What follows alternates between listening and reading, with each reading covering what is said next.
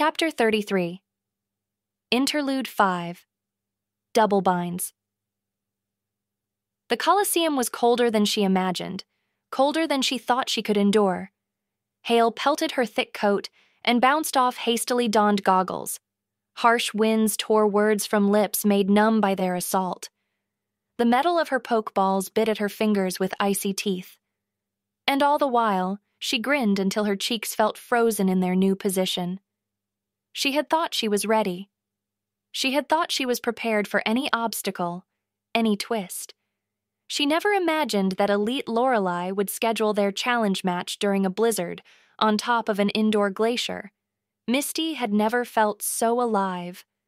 "Remember, you may forfeit at any time," Lorelei said in her ear before the battle began. "I will not call the match if one of your Pokémon is killed." Misty responded by sending her Poliwrath out to pummel the elite's opening cloister. Its shell was hard as steel, but just as vulnerable to her Pokémon's precise, powerful strikes. Her Poliwrath shrugged off its returned attacks and eventually took it down, which began a flurry of swaps and trades. A Jinx took down her Poliwrath with a mental blast, then got felled itself by Misty's Jellicent. Lorelei sent out a Weavile, but Misty was ready with the withdraw this time. Wishing she still had her Poliwrath, Misty sent her Blastoise out to tank the sweeper. Her Pokémon was able to hold its own for a while, unable to land a solid blow but protected by its thick shell. But the hailstorm was slowly wearing it down, and Misty finally ordered a Body Slam to try and catch the Weavile by surprise. Her Pokémon fell onto all fours and thrust itself forward like a battering ram, but slipped on the ice of the glacier and veered a bit to the side. The Weavile nimbly flipped itself out of the way, then dashed in for another attack, until her Blastoise spun on its belly and aimed a cannon right at it for a full-on hydro pump. Lorelei didn't miss a beat, and sent a Lapras out that took her Blastoise down with a thunderbolt. Misty quickly sent out her starter and lifelong friend, Celeste. She grinned as her Starmie easily outsped the Lapras and hit it with psychic blasts until it was withdrawn, recovering to heal from the returned electric attacks. Her first challenge against the Elite Four, and she was already ahead of the game, with 4 Pokémon against Lorelei's remaining 3. Lorelei may have been a master of ice Pokémon, but Misty had always favored water types herself, and was more than prepared for the environment and matchup. A shard of hail slid down her neck, making her shudder and chilling her overconfidence. She mentally directed Celeste into the water around them, then linked their minds. Years of training with her Starmie allowed her to seamlessly interpret the Pokémon's bizarre senses and alien thoughts. If Lorelei sent out a non-aquatic Pokémon, Celeste could do hit-and-runs attacks from the safety of the water, and if the Elite sent out an aquatic Pokémon, she wouldn't be able to follow the battle or command her Pokémon, as well as Misty. With a mental nudge, Celeste began rotating around the glacier at high speed as the two surveyed their surroundings through the Starmie's psychic field and waited for Lorelei's next move. Lorelei lifted an aquascope from behind her platform walls and walked to the edge of the ice before sending her dugong into it. She sent the long metal pole of the scope into the water and began fiddling with the controls, moving the camera at its bottom to follow the action as she began sending commands to her Pokémon through high-frequency clicks. So much for that idea, Misty thought as she hastily ordered her Pokémon to construct a light screen. Dugong's water and ice attacks would be ineffective against Celeste, whose ability to naturally cure status effects would help in the outside chance that she was frozen, but the Dugong's signal beam would be especially effective against the psychic starfish. Instead, the Dugong thrust itself at Celeste Horn first. Misty gasped and doubled over in pain as they were hit by 300 pounds of blubber-sheathed muscle. She quickly commanded Celeste to construct a kinetic barrier around itself as she slowly straightened. Her Starmie wouldn't be able to take another hit like that. She hadn't expected Lorelei to train her Dugong as a physical attacker, and now the tempo of the battle was on the Elite's side.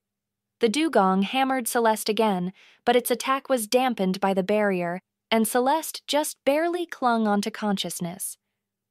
Misty ordered Celeste to recover, and her torn flesh began to close and heal, just a hair faster than Lorelai could undo with the next attack. She kept up the assault regardless, and Misty kept Celeste in recovery mode, bearing the shared pain through gritted teeth. Once Celeste was fully healed, she would be strong enough to take a couple hits in a row as she struck back.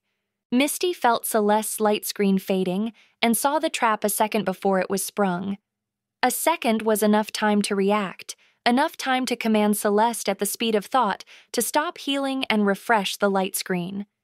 But with either action equally likely to end in ruin, indecision decided for her.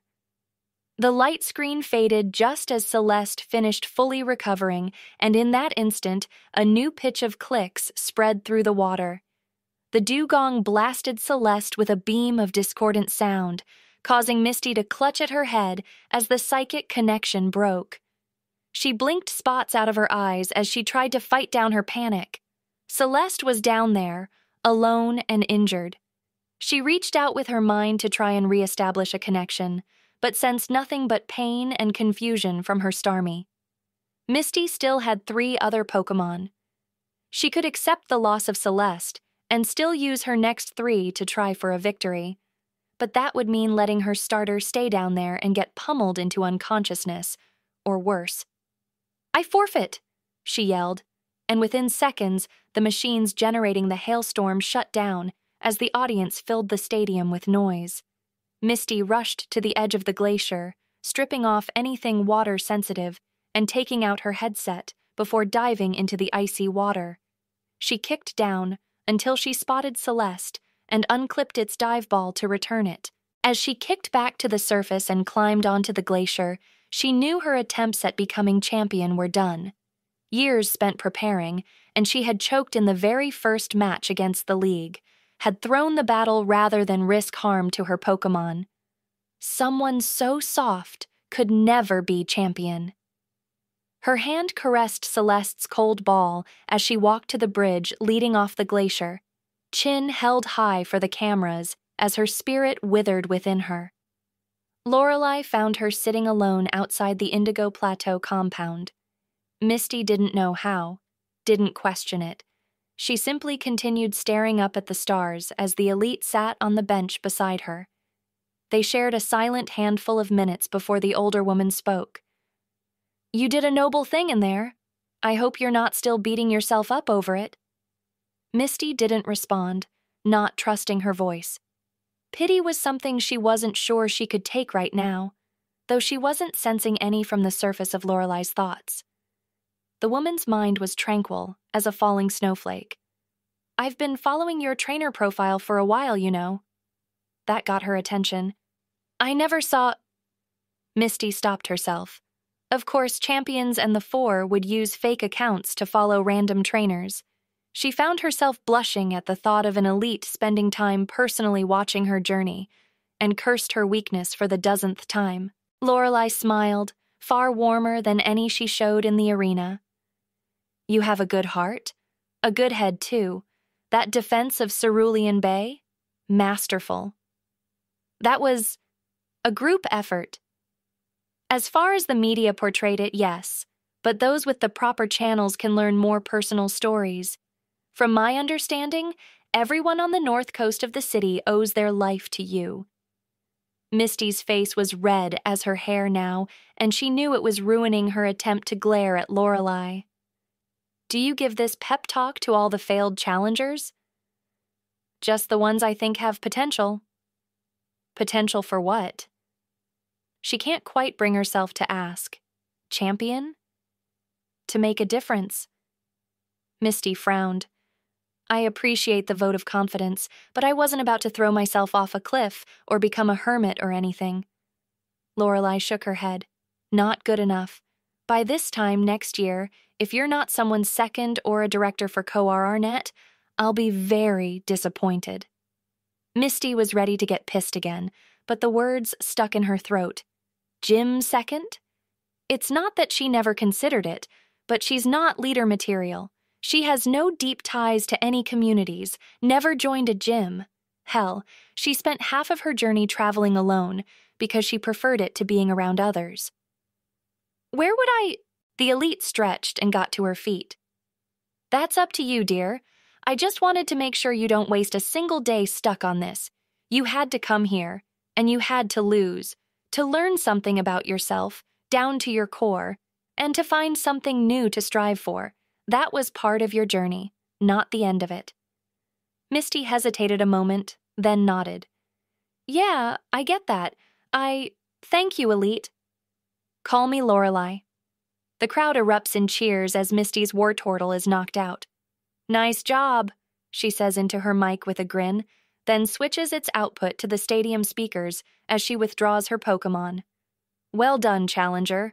I only have 3 Pokémon left, which means we're entering our lightning round. What do you say to picking up the pace a bit?" The young woman on the opposite end of the arena leans against the railing of her platform. "I remain ready to beat you at twice the speed, leader, or even thrice it if you'd like." The audience gives a collective "ooh" as Misty laughs. She likes this challenger. In the past week of battling Misty's gym members, Amy has shown herself to be a competent trainer with a good sense of humor and showmanship. She would fit right in at Cerulean if she decides to stay. But that doesn't mean Misty's going to make getting her badge easy for the girl. "Thrice the speed it is. Referees, prepare the buzzers. If either of us spends more than half a second without a Pokémon out, the match will be forfeit. Ready? Set. Go, Nomo." Her Quagsire appears on a sand island between their 2 raised platforms. Water divides them from the stands, beyond which are the open ocean to the north and Cerulean City to the south. Her gym was built just off the beach of Cerulean Bay, with various stadiums constructed at natural points along the coast.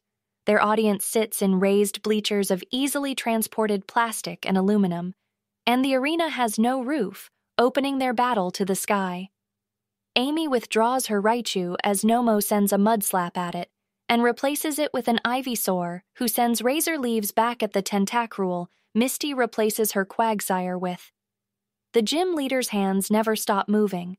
Withdraw and summon and switch, and withdraw and summon and switch, as she and her challenger shout commands. Osu, Ice Beam. Modius, Seashock. Ruby, Night Slash. Pepin, Sludge Bomb. Nomo, Mud Slap. Tetra, Razor Leaf. Osu, Ice Beam. Tentacruel against Hypno, against Crawdaunt, against Skuntank, against Quagsire, against Ivysaur until Misty's back to her Tentacruel, who narrowly misses the challenger's Ivysaur with her beam as Amy replaces it with her Hypno again. Their Pokémon are slowly worn down from the constant attacking and switching into hits that were aimed at others. Misty already took down Amy's Butterfree and Tangela, but Crawdaunt, Tentacruel, and Quagsire are Misty's last 3 Pokémon, while Amy still has the Raichu she used to knock out Misty's Wartortle. If Misty loses her Quagsire Nomo, she'll have no check against the electric type, but being water-ground means Amy's Ivysaur would massacre it if she keeps it in play. Misty needs to take out the Ivysaur to have a chance. Pepin, Sludge Bomb!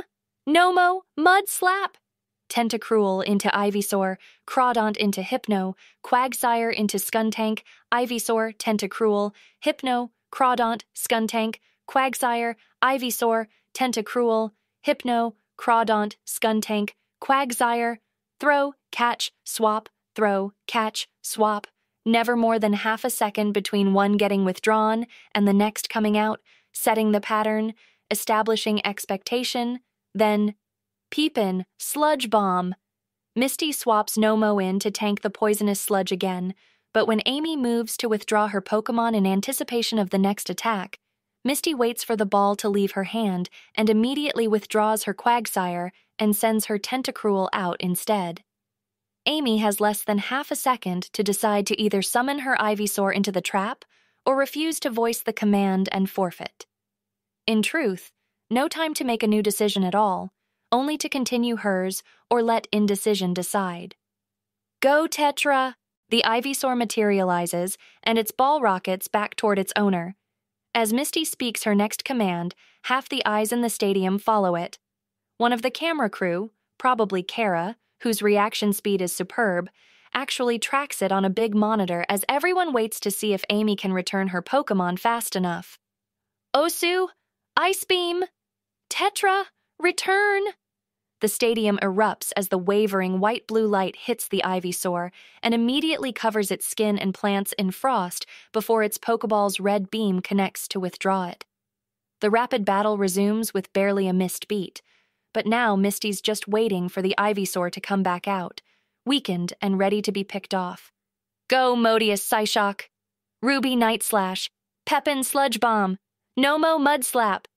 The Ivysaur returns and is hit by the earthy projectile, but this time it's too hurt to shrug it off and stumbles, patches of frost making its movements stiff. Tetra, Mega Drain. Oh, no you don't. Go, Osu! Her Tentacruel materializes just as in time for the Ivysaur to begin sapping its life. And instead the plant Pokémon staggers away, veins filled with a poison even its own can't combat. Tetra, return. 3-3 now, but the battle is decided. Misty plays conservatively, scoring free hits every time Amy is forced to swap in her Raichu by using Nomo to negate its attacks. Little by little, Misty's Pokémon catch up in the war of attrition, until Amy takes her own gamble. Luxie, slam! The Raichu dashes forward and throws its weight into Nomo, who's already nearing the end of his endurance. Nomo, Mud Slap. Luxie, quick attack! The Pokémon duke it out for a few tense seconds, and then Nomo falls and doesn't get back up. Nomo, return. Go, Osu. Luxie, Thunderbolt. Osu, Acid. Electricity crackles, sending her Tentacruel's many limbs flailing until it lies still, but the Raichu squeals in pain as it rolls in the dirt. Amy quickly withdraws it and sends her Skuntank out against Misty's newly summoned Crawdaunt. Poison Jab, Crab Hammer, Sludge Bomb, Bubble Beam.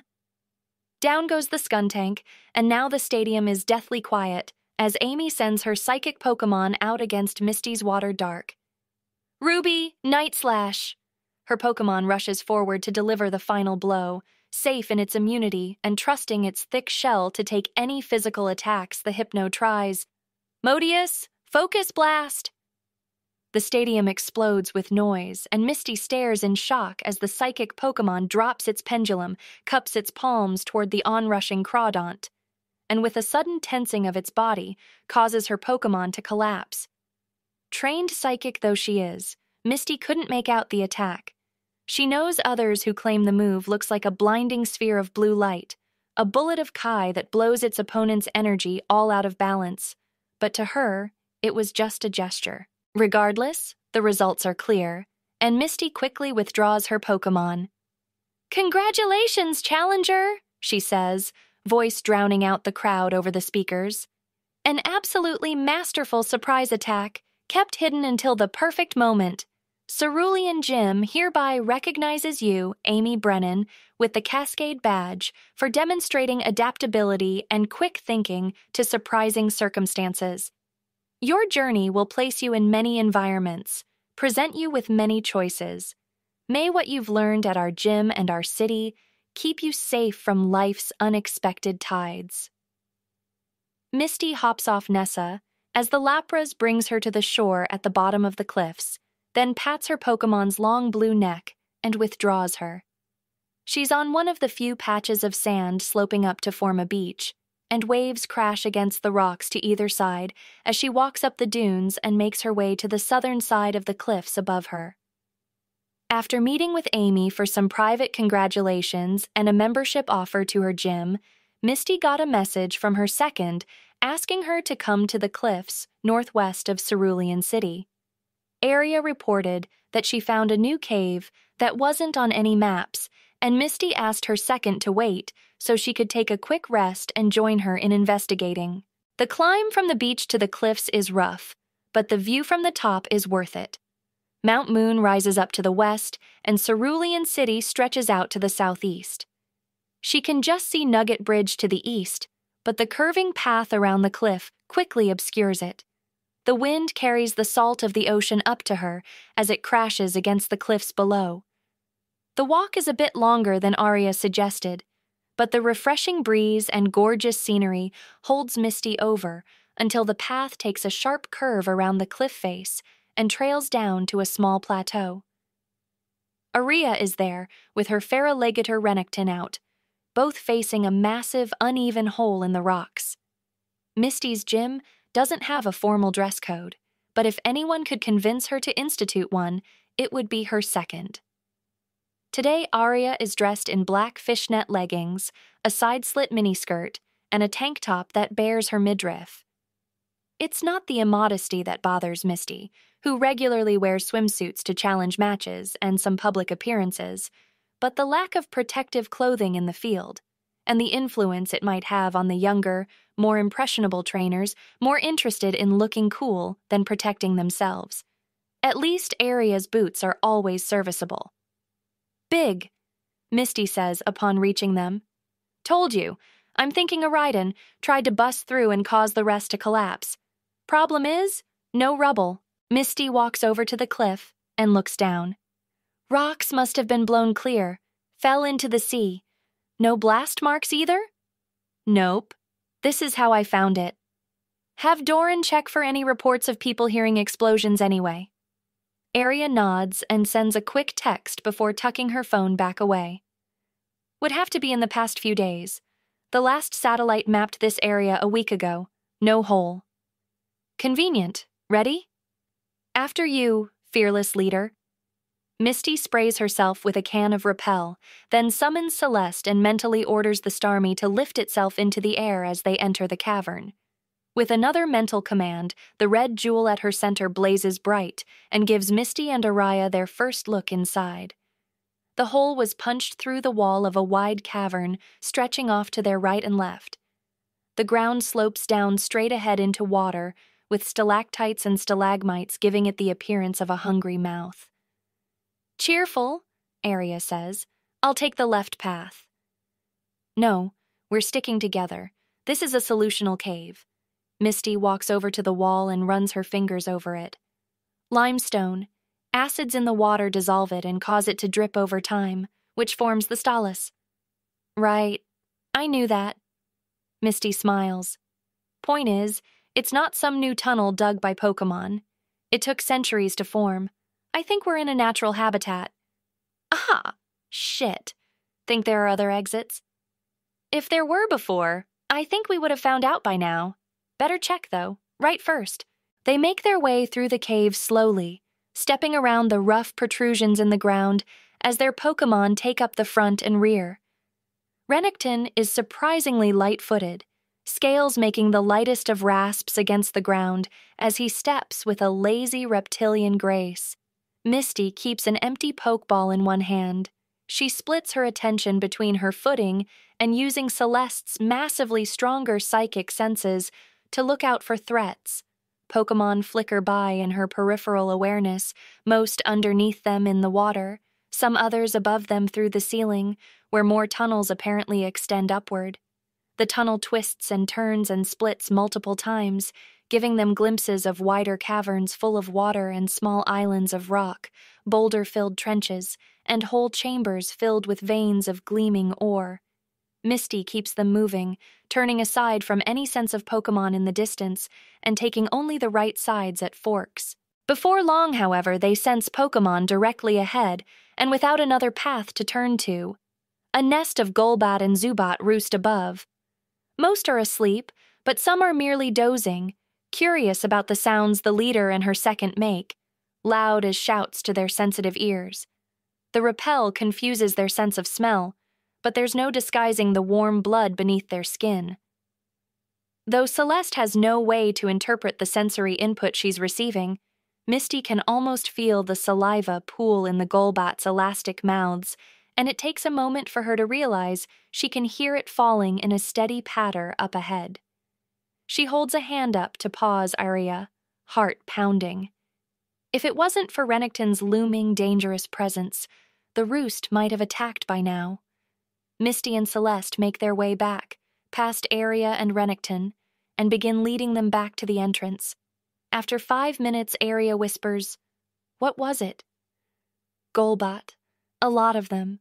This place is definitely a habitat, and not a new one." They take the path back to the entrance, Then try the left-hand path for another half hour. When the ground splits, half sloping up and the other sloping down into a pool of water, they stop and follow the twists and turns of the cavern back toward the entrance. As they do, Celeste picks up a mass of mines from aquatic Pokémon below them, Goldeen or Magikarp.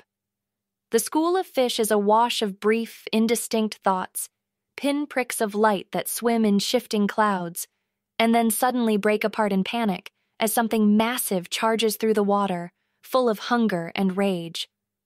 "Hey, you okay? Misty?" Aria's hand is on Misty's shoulder, and she realizes she and Celeste have frozen. "Yeah, there's a Gyarados right under us." Her second's eyes are wide in the crimson light. "Let's get the hell out of here." They move quickly after that, trusting the safety of the backtracked path and Celeste's sensory field to alert them of danger. An odd triplet of mines suddenly approaches from one of the side tunnels, and Misty picks up the pace, moving them past its tunnel just as it enters theirs, and begins to follow them. "Magneton behind us," Misty says. "Are you shitting me? Here?" Aria snaps her fingers in a quick pattern, and Renekton sidles up closer to them. "Should we take it down?" "Not worth the risk of attracting others. We're almost out." Misty can feel her Pokémon tiring from keeping itself levitated for so long, and is happy to see the gleam of sunlight in the distance. Until the sunlight gets obscured by a humanoid figure emitting a powerful psychic field.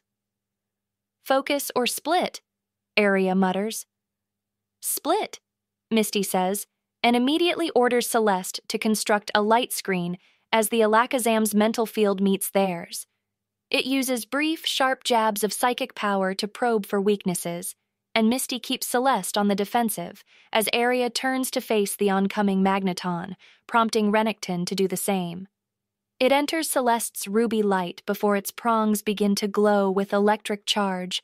Aria snaps 3 fingers. Renekton roars as his muscles flex and swell.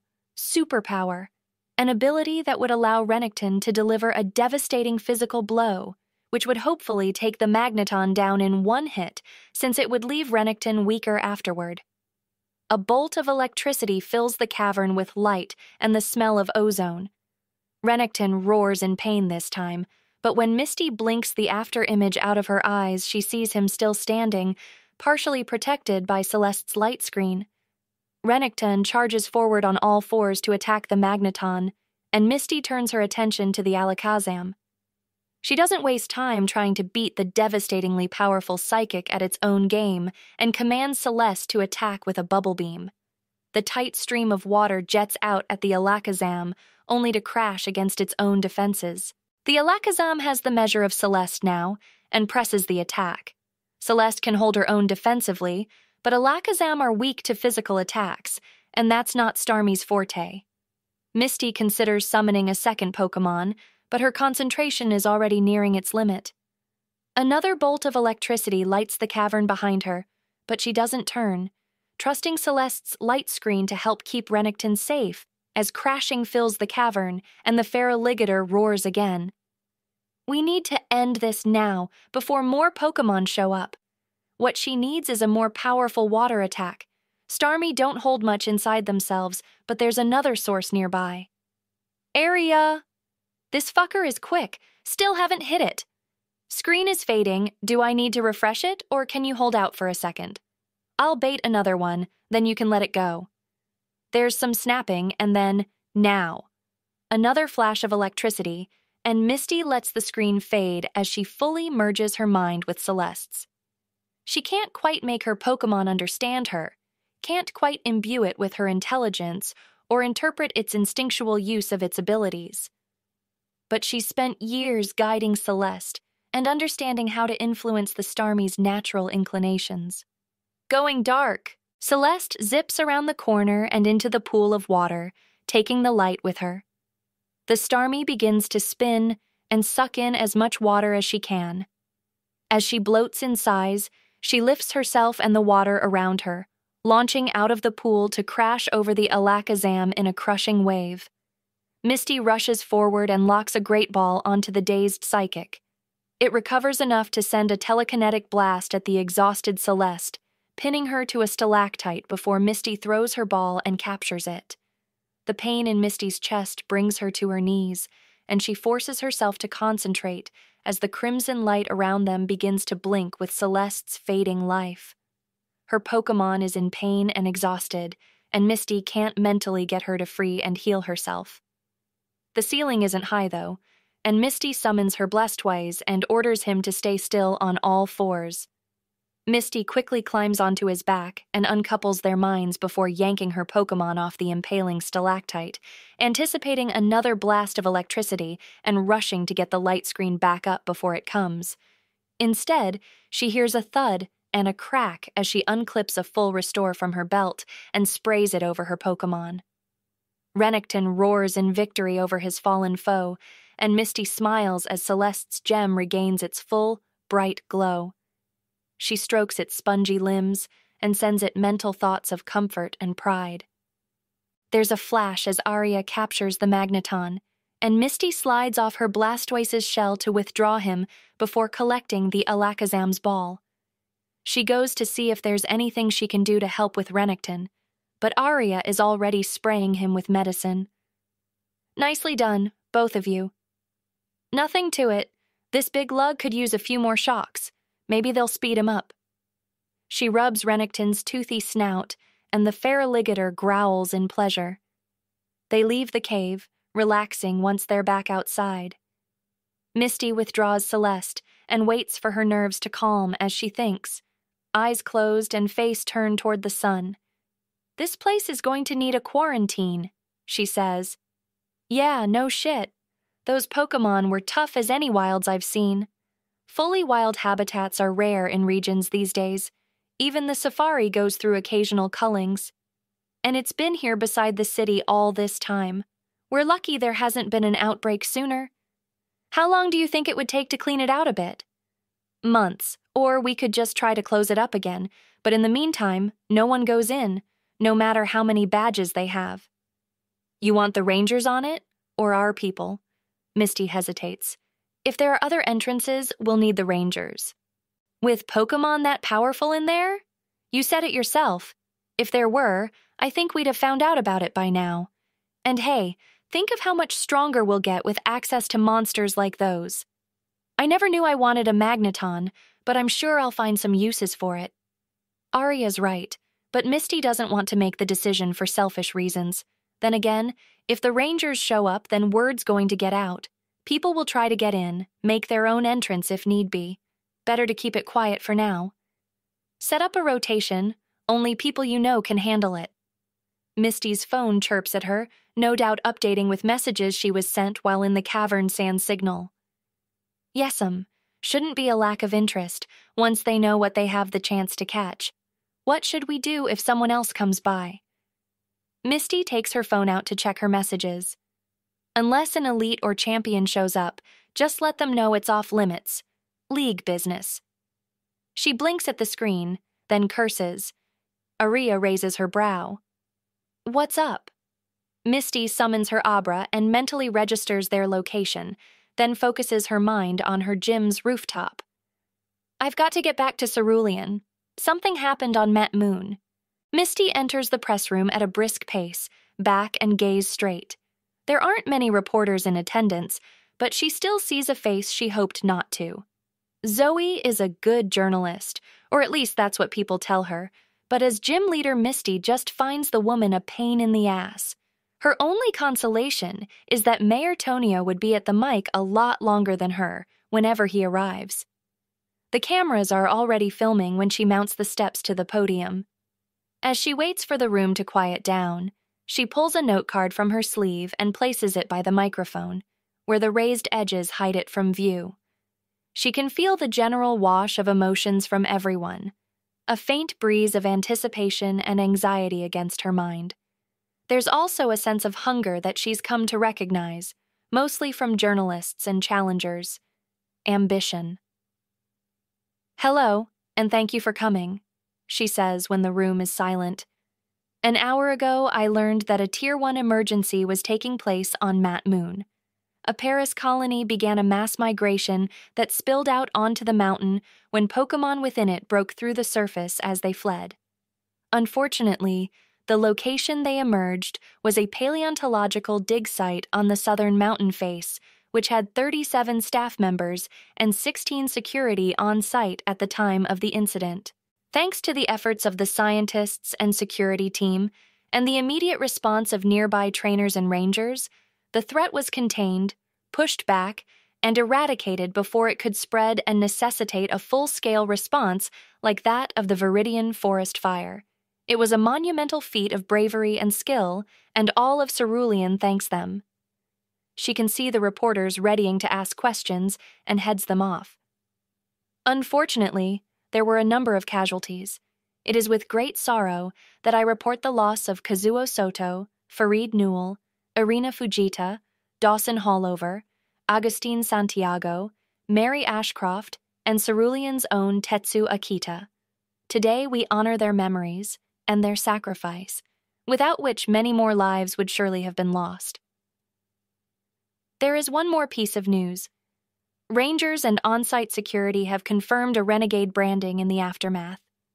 The geologist apparently took advantage of the crisis to try and steal the dig's fossils, nearly killing 2 of the site's defenders in the process. Cold silence dominates the room as everyone tries to process such an evil act. Misty allows it to linger, her own revulsion lending new steel to her voice and gaze. I want to assure everyone in this city that I will be leaving for Mant Moon shortly so that I can learn of his crimes, ensure they were appropriately witnessed, and then oversee his execution personally. The crowd is quiet for a moment longer, and when it's clear that she wouldn't say anything more, begin shouting questions. Misty glances at the door, which she's hoping the mayor will walk through at any moment. Damn the man. He had more time to prepare than she did. One question at a time, please. I'll be leaving for the mountain soon, but will answer as many as I can. Yes, Mia? She asks, picking a reporter at random. When will the name of the renegade be made public? The Rangers will release it when they see fit, as usual. They haven't even told me. Jordan?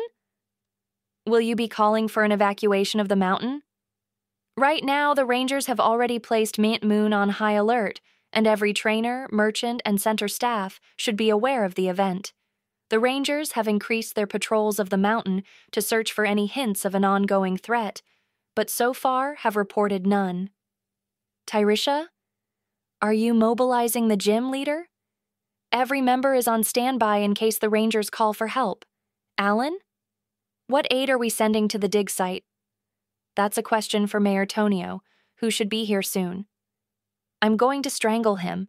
She's running out of opportunities not to call on Zoe, who sits patiently with her hand raised. Better get it over with. Zoe's known to ask tough questions, and if Misty ends up having to call on her, and does so last it would signal reluctance. Yes, Zoe? Thank you, leader. The initial alert went out almost 3 hours ago now. Why did it take so long for our city to respond? Damn it. She doesn't want to so much as hint at the existence of the cavern. Unfortunately, I was investigating a report of wild Pokémon outside the city during the initial alert and had no cell reception. Her heart sinks as she realizes that would almost certainly invite more questions. I should have prepared an excuse for this. Why didn't your second mobilize the gym? One question each, please. Frank? Same question, leader. Aria was with me. Peter held the gym and reported that he began mobilization at a medium priority. Due to the distance, he knew only psychics with a teleporter and trainers with flyers would arrive on time to help, and 2 members of the gym did leave for the mountain before the crisis was past. Yes, Paula. Where were you and Aria investigating? Was there another incident today? No. Thankfully, we were able to address the issue. Misty is grateful that Paula asked 2 questions so she could ignore the first. Zoe has her hand up again, but luckily so do others. Sachio? Was anyone injured? No. Mia? What prompted the investigation? A routine patrol brought up a concern. She's dodging and knows it shows. For a leader and their second to personally investigate something would make it anything but a routine concern. Zoe's hand is still in the air, ready to ask where it took place that didn't have reception, and at that point, Misty's choices will be to either look like she's making excuses, which makes her weak and potentially suspicious, or to give away details that could expose the cave. No win, don't play. I'm sorry, but that's all the time I have. The door opens and the mayor walks in. So please direct any remaining questions to Mayor Tonio. Asshole. A few seconds earlier, and she wouldn't have had to appear like she was running, but at least he arrived in time for a clean transition. She slips the card in her sleeve and hands the podium over to the mayor with a quick smile and nod, then turns on her heel and strides out of the room. DL Aria, she says after putting her earpiece in. Report? I've got Molly and Ryuso here. They've been briefed. What's up on the mountain? You'll figure it out as soon as you check the news. I'll fill you in later with the rest. Just head back to the gym and take over for Peter. Yes'm. Misty ends the call as she exits the building and summons Nimbus. Hey boy, ready for a ride? She straps the Swana's harness on, then lifts herself up and dons her goggles just as the door behind her opens and Zoe walks out, clearly looking for her and just as clearly surprised to see her already leaving. Misty gives an apologetic smile and wave, then takes off toward the distant mountains before the reporter can open her mouth. The sun is beginning to set as Misty and Nimbus reach Mount Moon and start to climb altitude. The air turns chilly with the fading light and lower pressure, and Misty buttons her coat as a shiver racks her form. The dig site is easy to spot from the air, and she hunches down and banks toward it. When they get closer, she can see the aftermath of the battle still being cleaned up, and feels a pang of guilt for having missed it. She might not have made it on time even if she hadn't been in the cavern, but this could clearly have been much worse. She begins a slow, circling descent until she can land in front of the dig's largest building. She takes a moment after dismounting to let her legs get used to standing and walking again, then knocks on the door and enters. The inside is spacious, with a long table and chairs taking up half of the room, and the rest left open with counters and cabinets. The building clearly serves as a meeting hall for staff, and Misty spies the site director, Dr. Zapata, some of her people, and a ranger at one end of the room, while Leader Giovanni and Leader Brock hold their own council at the other. She takes her gloves off and slips them in her coat pockets as she walks to her peers. Misty, thank you for coming, Giovanni says. Hello, Giovanni, Brock. It's good to see you two again. Giovanni inclines his head. I only wish the circumstances were better. Me too. I'm sorry I'm late. It's no trouble. We've only just been ready to begin. Let's speak again after. Giovanni heads toward the table, and the dig site staff take the cue and do the same. Dr. Zapata takes the head seat at one end, and her people sit around her. Glad you could make it, Brock murmurs to Misty as they follow Giovanni. She smiles. You know, I wouldn't leave you alone with him if I could avoid it. He grins back. When leaders meet, there are almost always important decisions made about their shared territory, and any not present for those discussions tend to lose out. On top of that, though neither would admit it, on their own it's easy to be intimidated by the Viridian leader and go along with whatever he says. When they're together, though, it's not as hard to challenge or push back against him from time to time. If Giovanni ever resented the younger leaders that shared his borders banding against him, he never showed it. When Misty first became a leader, she felt like something of a fraud around the others. It wasn't so bad with younger ones like Brock, or later Erica when she took over Celadon, but Koga, Blaine, Serge, and even Sabrina were all so serious and intimidating. And then there was Giovanni, for whom becoming champion was just a footnote in his legend. Now, after leading Cerulean for almost 5 years, she feels much more comfortable in her position, but is still occasionally humbled by the fact that they share the same title. Understandable. First, let us review the facts, Giovanni says. The parasect colony was migrating through the mountain, resulting in a wave of fleeing Pokémon. One of the forefronts of that wave broke through the weakened ceiling under one of the dig sites. Tragically, 2 personnel were immediately killed then. I think we can all agree, this is where our review must begin. Brock leans forward. Your seismographs. Why didn't they give warning of the attack? One of the site employees speaks up. They did, but the person tasked with monitoring them claims that he was not with them at the time. He was later branded a renegade for using the attack as an excuse to try and steal the fossils, but in any case, it was an unforeseeable failure in site security. Unforeseeable, Brock says, and looks around. Does anyone disagree? Perhaps it would be better to ask what you plan to do different, moving forward, Giovanni says. 2 people assigned to monitor it, and 1 must be present at all times, of course, Dr. Zapata says. We've already begun such a system. Allow me to make a suggestion then. Update your equipment and send its output over local wireless. Install apps to allow remote monitoring at all times, with alerts for signals over a threshold. Dr. Zapata looks surprised. Does equipment and software exist for such small vibrations? We're hoping to detect things far more subtle than even the lightest earthquakes. Giovanni makes a careless gesture with one hand. I believe one of my people has spoken of something similar. I will check and ensure you have access to it later tonight. If not, I will try and finance its creation. It would no doubt be a widely useful technology in any case. That would be very helpful, leader. Thank you. Next, then, the response to the incident was immediate and effective: removal of the hazardous spores. Unfortunately, another person was killed by the moving cloud. What happened? A woman speaks up next. I was the one that made the call, leader.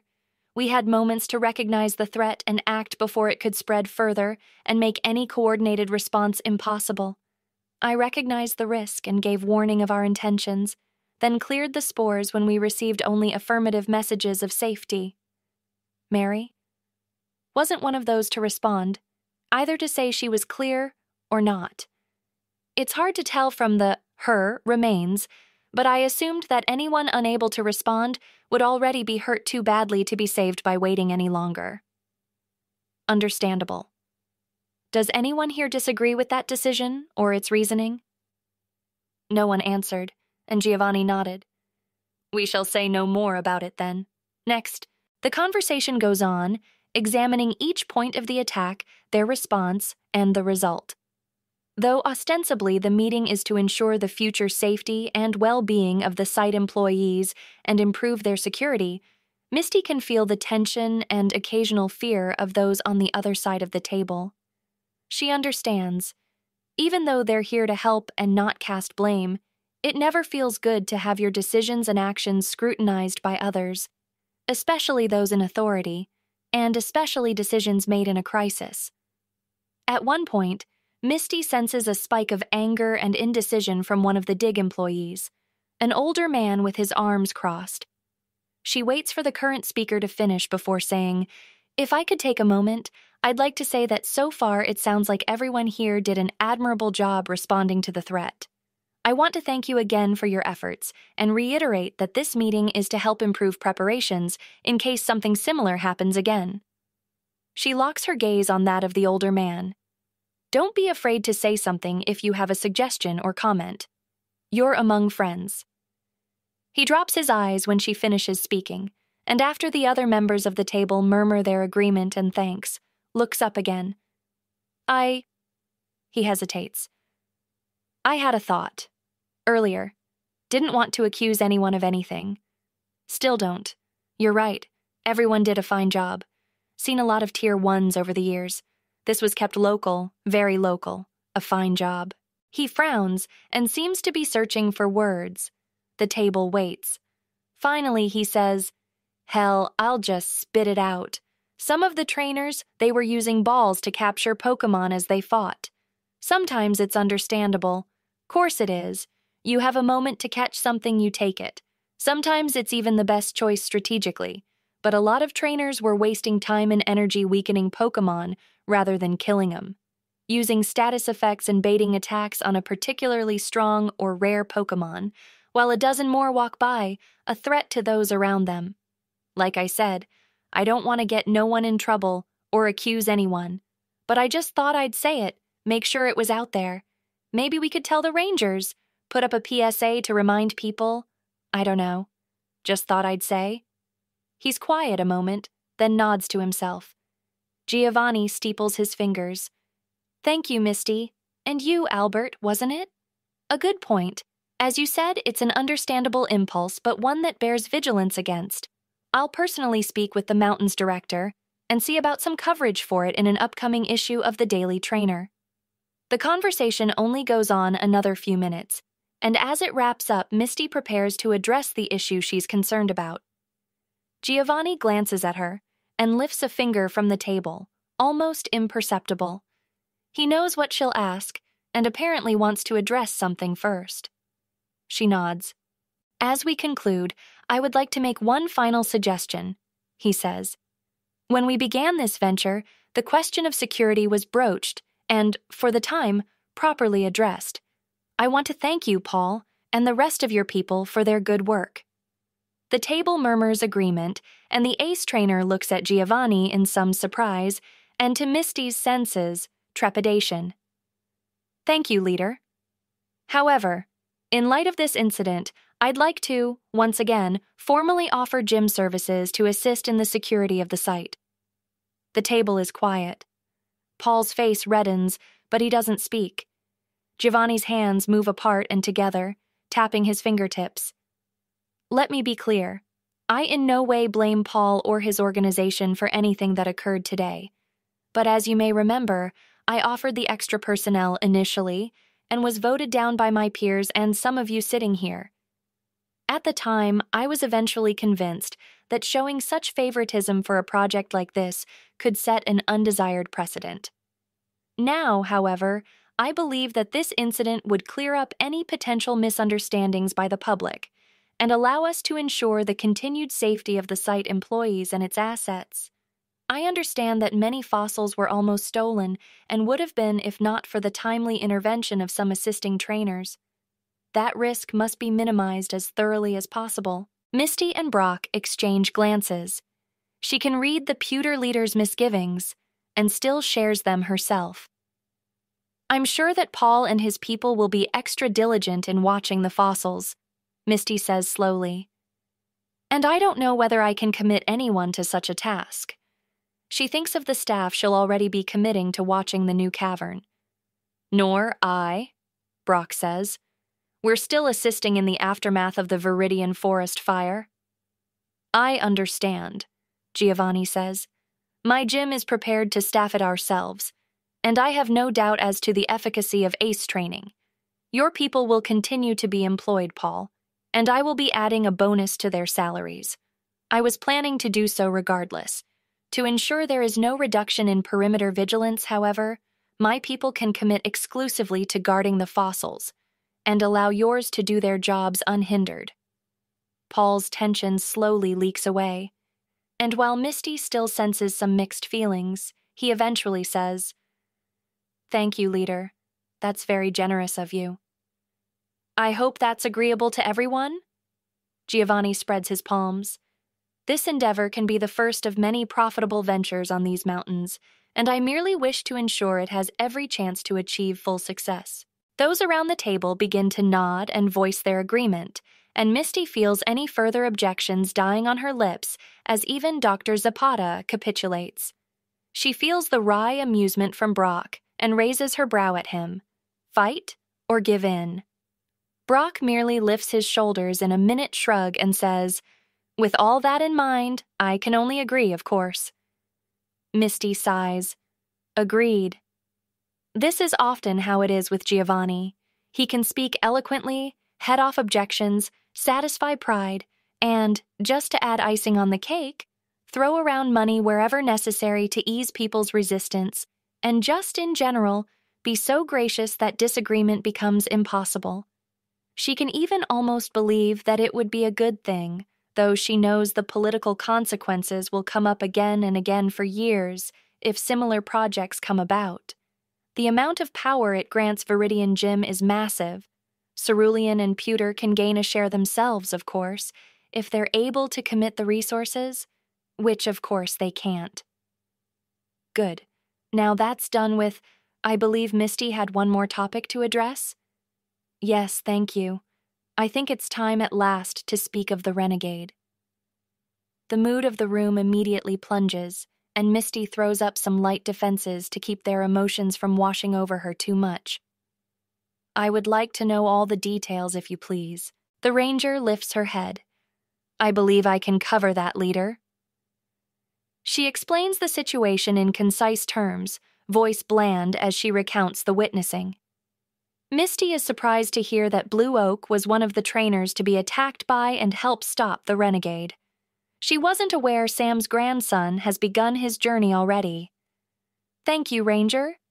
Is there any reason this Utah hasn't been seen by a psychic yet? He was too quick to suggest it himself for me to trust the results, and given his actions, I didn't think it was necessary. You are welcome to examine him if you wish, leader. Will you be the one to oversee his execution? She looks between Misty, Brock, and Giovanni. I assumed I would have to transfer him to one of your cities, but with all three of you here. Yes, I can oversee it. I'll meet with him as soon as we finish here. Understood. Just find me when you're ready. Giovanni looks at her, then to the rest of the table. Does that cover everything? Any further questions? Well and good. Thank you all again, and if anyone needs to speak with me, I will be outside for a while. A good evening to the rest of you. The dig staff begins speaking among themselves as they leave the table, and the three leaders rise together and head for the door. Night has fully fallen on the mountain, and Misty stares up at the stars, so bright and rich this far from the city lights. Giovanni follows her gaze. Beautiful, aren't they? Seeing them so clearly is always a pleasant benefit to any mountain trip. He turns to her and Brock. I hope I didn't put either of you out too much tonight. It's your money and your people, Brock says, and Misty nods. If you judge it to be the right thing to do, we can only bow to your wisdom. You have my thanks. Do let me know if there's anything you need help with regarding the renegade, Misty.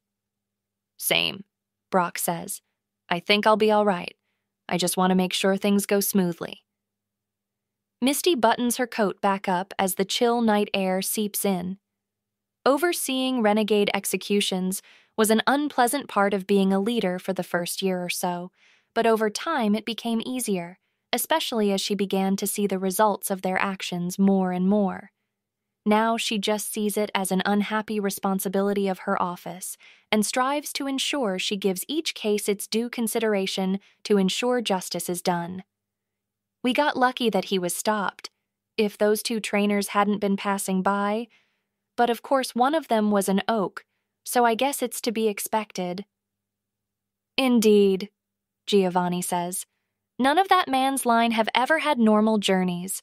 Trouble seems to find them, or perhaps they simply stand out in troubling circumstances more than most. That's the truth of it, Brock says. Blue was in the forest during the fire. I met him before speaking with you. He was widening the fire break and helped take down a whole family of shiftry. Caught one, too, and used it to get my badge. Wait, he already beat you? Misty says. I didn't realize he was on his journey that long. Oh, he just began it. I think it was a month ago? Misty whistles.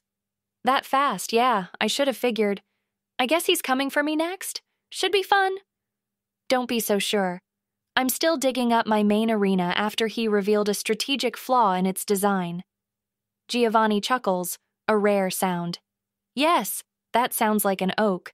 After his sister, we should expect great things from him. His companions aren't without note either, Brock says. One is seeking to become a professor, the other some sort of journalist or politician. Yes, I've heard of them, Giovanni says. If they continue to follow the young oak on his journey, I look forward to meeting them all. Misty nods as the door behind them opens and some of the site workers come out. If you'll excuse me, Brock, Misty, Until next, we speak. Giovanni walks off to speak with Dr. Zapata. Misty sees the ranger come out and turns to Brock. Call you later? We've got some things to discuss. You got it. Safe travels. You too. Misty approaches Ranger Sasaki. I'm ready. The renegade sits tied to his chair, apparently unconscious. Ranger Sasaki frowns as she finishes opening the door and sees the rest of the room. Someone was supposed to be stationed here. You do your thing, leader. I'm going to go speak with whoever had the last. The ranger stops and stares as Misty walks up to the renegade, heart pounding. What's the matter? The man in front of her looks asleep, but even asleep there are flickers. Physical sensations, emotional reactions to dreams, something that she should be able to pick up this close. She puts her fingers under his nose, then presses them to his neck. Don't say it. Misty drops her hand away, mind racing. We'd better go speak to them together, Ranger. He's already dead.